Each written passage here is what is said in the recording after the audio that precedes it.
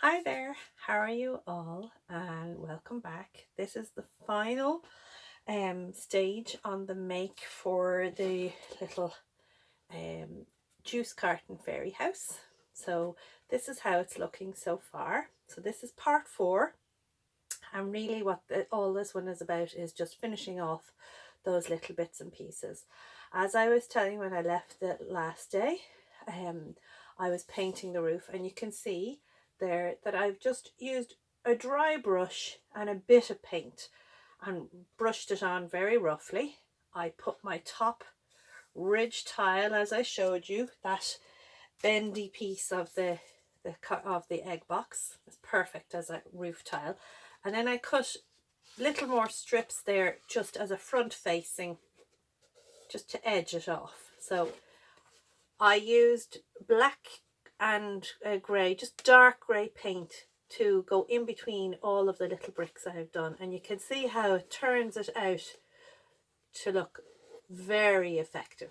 If you don't have a small brush to do that with, you could always use a nice black marker, or a nice dark grey marker would go lovely, or pencil even, and rub it over a couple of times so you can go in between your bricks, and that's the pointing in between the bricks and makes them look lovely. And I put my window on. I put it on a bit crooked to make it look quirky, and I painted some grey on my chimney as well to make it match in with the stonework. And my door is dry too now, so I'm going to put on a few little bits and pieces, and I'm going to move the camera down a bit so you can actually see what I'm doing here.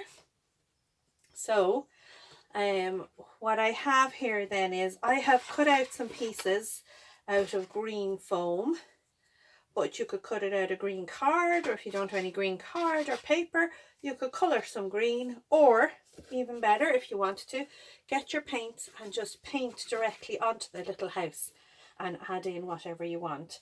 So I'm going to pop in a few little pieces like this. I'm just going to stick them on to the front around my house. Sorry, get some more glue there. And if you wanted to, you could do like a trailing ivy kind of climber up your walls, and using either the end of a very small paintbrush like that as a dotter, or a little matchstick or something. You could do dots, little clusters of dots, makes it look like it's a blossom. So just going to stick a wee bit on here.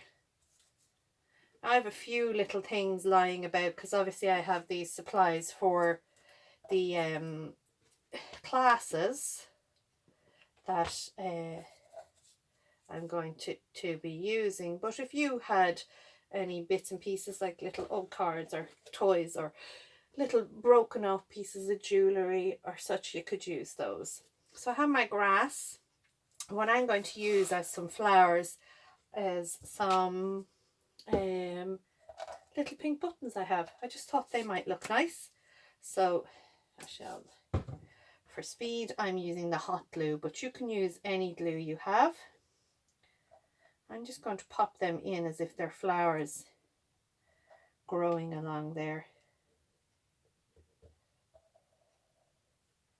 Tuck that one in behind the grass there. And another one up there. And another one down here.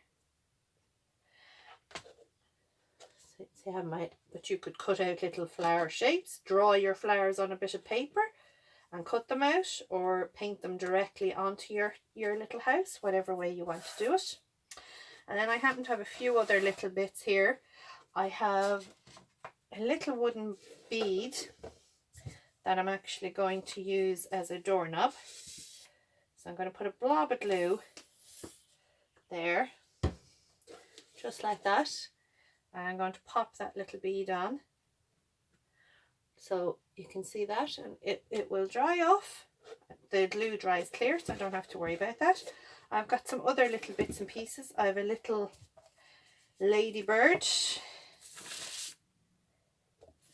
and I have a nice little flower I'm going to put on the door, and I've a butterfly I might put on butterfly and a flower I might put up here. So you could go mad, decorate whatever way you want.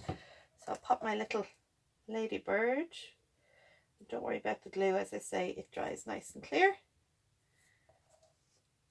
I have a nice big flower up there and a butterfly, and I'm going to put a flower on the front of my door like that.